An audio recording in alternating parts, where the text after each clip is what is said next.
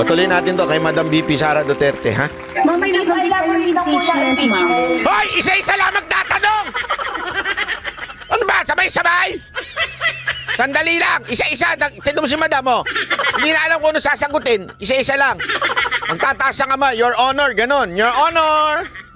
You cannot understand a person without knowing yung context. Kasi alam mo, importante natin maintindihan yan. Kailangan mong maunawaan yung konteksto na kung saan siya nanggagaling. Pag hindi mo naunawaan yon, hindi mo talaga maiintindihan kung ano yung nangyayari sa kanya at ano yung kanyang nais pahiwatig at ipaliwanag, di ba? We cannot just take the words tapos yun na yun.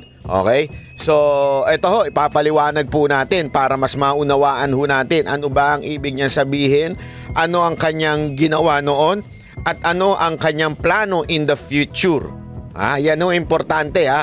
So, komento-komento lang tayo dyan pag meron tayong idea. At binabasa po natin lahat ng mga nakikita natin dyan na comments. Baka akala ninyo hindi ko binabasa. Binabasa ko lang ho yan. Hindi lamang po ako sumasagot o di kaya nagre-reply kasi mahirap naman po kung isa, dalawa, tatlo lang ang replyan ko, di ba?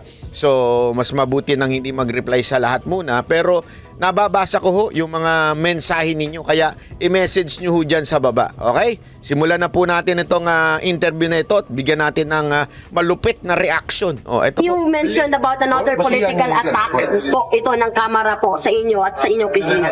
Yes, nabanggit ko kanina sa statement ko na kapareho lang ito nung nangyari nung nakaraang taon. Nung nakaraang taon ng drama ay confidential funds.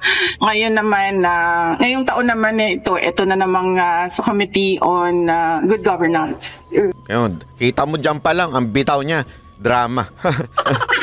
Ibig sabihin talaga nga naman ang Congress ay grabe kung makadrama ho. Pagdating sa mga issue sa alam naman natin kasi yung mga congressman yan, gusto niya ng free publicity. 'Di ba? Kailangan niyan mag-e-election na 2025. Kailangan niyang gumawa ika nga ng publicity. At kaya nga kung mapapansin nyo, yung mga hindi kilala, biglang nag-iingay. Halimbawa, yung mga katulad ni Chihuahua. Diba? I mean, hindi naman talaga kilala yun. Kung hindi dahil kay Yorme, hindi naman makikilala yun. Pero bakit po sila nag-iingay? Kasi alam naman po natin, ang karamihan nanonood sa mga ganyan ay yung NCR. Ito, especially mga taga Metro Manila, malaking porsyento dyan, mga taga Maynila. So gusto nilang umangat yung kanilang pangalan, yung kanilang awareness. Ika nga. Tandaan niyo, laging dalawa yan. Pagdating sa para ikaw ay manalo bilang kandidato, yung awareness at yung kung ikaw ba'y boboto ng tao. Yung awareness, hindi pa dyan yung ikaw ba'y boboto. Yun yung pag naririnig-rinig mo pa lang yung pangalan. Di ba? Katulad nung sobrang yaman na bishop dyan. Grabe yung bishop na yun, ano? Pag tiningnan nyo yung church nyo, i-google nyo. I-google nyo yung church niya. Hindi ho mega church yan, ha? Ang liit lang po niyan. Ang liit lang po niyan. Tapos, grabe ho yung kanyang mga relo. Hindi lang isa ang Rolex, dalawa. Yung kanyang sinturon. Hindi ho sinturon ni Judas yun. Although, yung ugali niya, ugali Judas. Yung kanyang sinturon, grabe ho. Louis Vuitton. Dahil Louis Vuitton, di ba? Pero ang lito ng church niyan. Alam mo, ako, ang laki-laki ho ng church ng KOJC. International pa po ang KOJC. Pero nung hindi ko nakitang magarbo ang suot ni Pastor Kibuloy. Ang magarbo sa kanya ay yung may sarili silang mga eroplano, may sarili silang helicopter, may sarili silang mga kagamitan, mga sasakyan. Ibig sabihin, yung mayaman sa kanya ay yung nagagamit ng buong church. Nagigets niyo? Etong bishop na ito, siya lang ang nakakagamit. Pambihirang animal yan, no? Ala naman, dalawa kayong gumagamit ng relo. Sabagay, pwede, yung jowa mo. Wow. Tagatingin na lang sa relo mo. Nagigets yung ba ibig ko sabihin? Ang layo nung pinagkaiba. Tapos, eto, mega church pa itong kay KOJCs, kay Pastor Kibuloy. Eto, kumakapo na. Hindi naman mega church, bilang mo nga lang yung tao eh. Alam mo kung paano mo malalaman na isang church ay maliit lang? Gusto niyo malaman? Sikreto? Optics. Ano ibig sabihin ng optics? Hindi pinapakita sa camera. Makikita mo yung liit lang ng stage. Maliit lang eh. Hindi, i-google ninyo. Bishop Lucifer, ganun. Lagay, iba. Basta tingnan niyo yung kanyang church. Ang liit lang. So, ibig sabihin ng maliit lang, konti lang nagbibigay ng ikapu dyan. Yan, di ba? Pansinin niyo yan. Pero ang tanong, bakit ganyang kayaman? Biglang pumasok sa isip ko, sabi ko, ay, nga pala. Ganyan talaga pagka-congressman. Wala talaga. Mayaman talaga. Hindi, totoo naman eh. Pagka-congressman ka, yayamanin ka. Meron nga dyan, mukhang buhaya, pero... Ay, mukhang buhaya ba? Mukhang palaka. Kalmutan ko na. Mukhang buhaya ata, mukhang palaka. Yeah? Dugyot ng itsura, pero grabe ang mga bayad.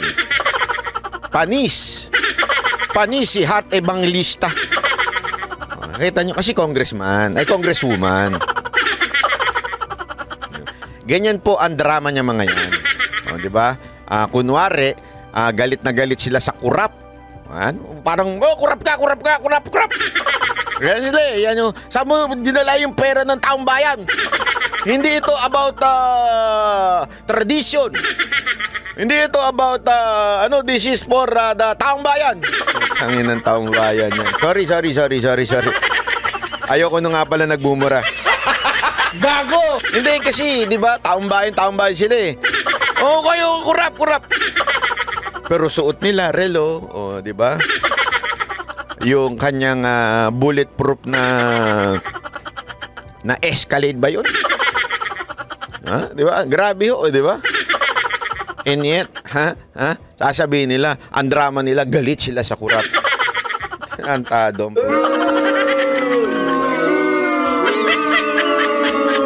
Ganyan ang mga congressman natin. Kaya kayong mga kababayan, tingnan ninyo yung congressman ninyo. Tingnan ninyo yung mga congressman ninyo kung gaano kayayaman habang yung inyong distrito ay mahirap.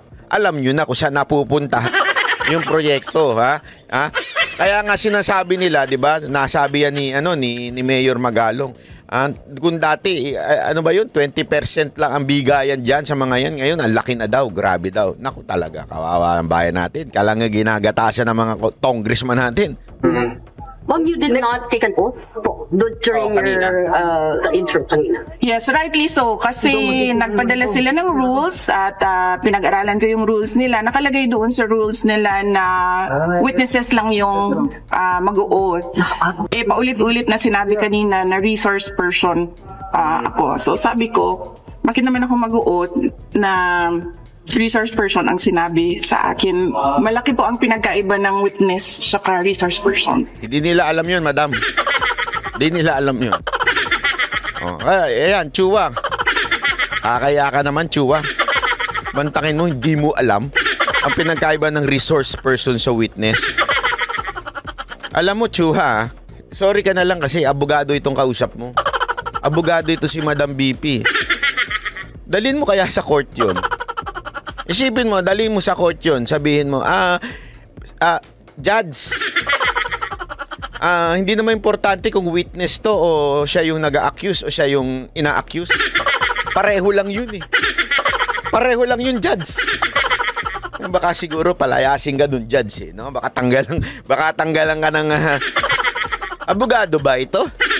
Sabihin siguro sa'yo, abogado ba ito o kalahi ito ni Bobo?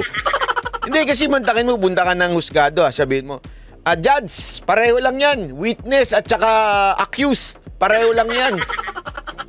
Talagang titigang ka nun, judge. Animal to, nag-aral ba ito? Nag-bar exam ba ito? Mantakin mo, ganun ang ginagawa nila. Bilang isang congressman, ikaw yung tumatayo, alam mo dapat ang rules nyo. Kung witness o resource person, magkaiba yun. Bakit? Kasi kung witness ka, maaari kang o kaya ikaw yung ina-accuse, maaari kang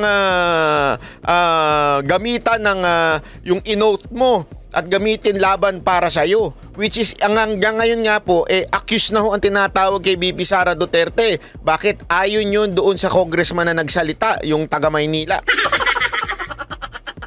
Bakit ba itong mga taga Maynila talaga umiepal? Sa bagay, talo na kasi sila kay Yorme, kaya sila umiepal para makahingi sila ng pangdagdag sa kampanya nila. Oh, by the way, speaking of mga taga Maynila, binabati po natin mga taga Maynila. Oy, huwag niyong kakalimutan si si Madam Mocha Uson, si Madam Mocha Uson.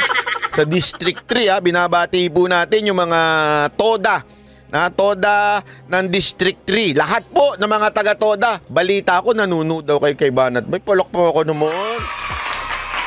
Palakpakan. Sabihin nyo lang kay Madam Mocha kung gusto nyong inuman. Sorry naman. Dalang ko kayo dyan ng MP Lights. Biro lang Binabati natin mga taga-District 3 na mga taga-toda. Yung mga taga-toda, sana makasama ko kayo. Minsan nakwentuhan lang tayo. Over kambingan. Di ba? Binabati natin mga taga-District 3 ng toda. Syempre, binabati natin si Kagawad Rodel Sarmiento. Rodel Sarmiento, oy! Tayo dyan sa bahay mo, discuss tayo ng mga issues sa lipunan. Sir Rodel Sarmiento, binabati po kita, At syempre lahat ng mga taga-toda District 3, may pabor lang naman ako sa inyo. Sige na, baka naman pwedeng alalayan nyo lang si Madam Mocha dyan sa inyong distrito kasi medyo busy ako, hindi ko humasamahan. Baka naman pwedeng alalayan nyo lang, tulong-tulungan nyo na lang kasi wala po kami talagang pera. Hindi, yun ang katotohanan. Wala po talaga kaming pera na hindi. Ang lakas na lang ng loob namin, gusto lang talaga ni Mocha magserbisyo diyan sa inyong lugar. Hindi, walang biro. Kasi si Mocha laki ho dyan sa distrito nyo na yan Diyan ho talaga siya lumaki. Diyan ko nga siya nakilala Taga-UST siya dyan Diyan siya sa Nisus nakatira dati. Tapos lumipat din sa tabi. Diyan na talaga yan. Diyan mula nung siya ho'y naandyan na. Matagal na. Siya po'y taga-Dagupan pero diyan talaga siya lumaki. Lumaki talaga diyan. Yun kaya sana lang makapagsilbi siya diyan para naman makapagbayad utang siya sa mga taong nagpalaki sa kanya diyan sa kanyang distrito na District 3, tuloy natin to kay Madam BP Sara Duterte, Mamay na impeachment, ma'am. Hoy, isa-isa lang magtatanong! Ano ba? Sabay-sabay?